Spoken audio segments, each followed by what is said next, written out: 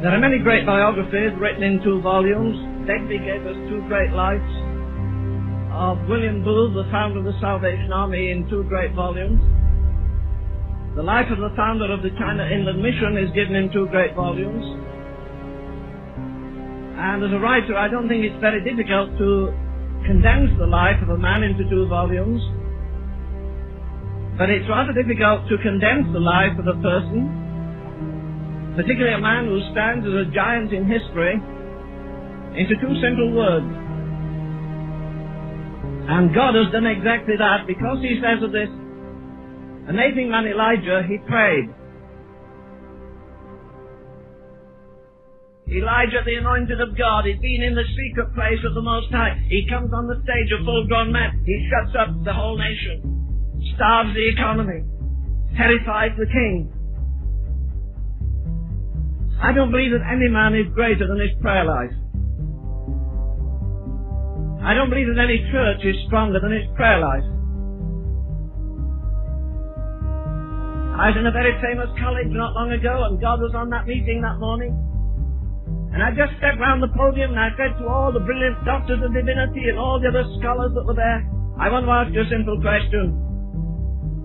You have hundreds of students that are going into the ministry. You have a course on weeping. And if they graduate in weeping, you have a course on howling. There was a stony silence.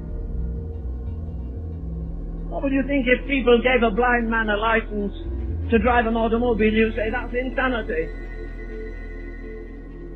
We give boys in college a certificate to stick on the wall to prove that they're preachers, just because they know the Word of God. But they do not know the God of the Word. I think so often of the disciples, I guess you do, you read about them. I think of them coming to Jesus and saying, Lord, teach us to pray. I wonder why they never said, Lord, teach us to preach. He preached the greatest sermon the world has ever had. It's got the answer for our day. Christianity has not been weighed in the balances and found wanting. Christianity has been tried, found difficult and rejected. Christianity is not only too difficult for the world, it's too difficult for the church. God's problem in the world is not communism, Romanism, Mooneyism, or any other ism. God's problem in America is dead fundamentalism. We know all the cliches. We know all the words. The nation is drowning right now in theological knowledge.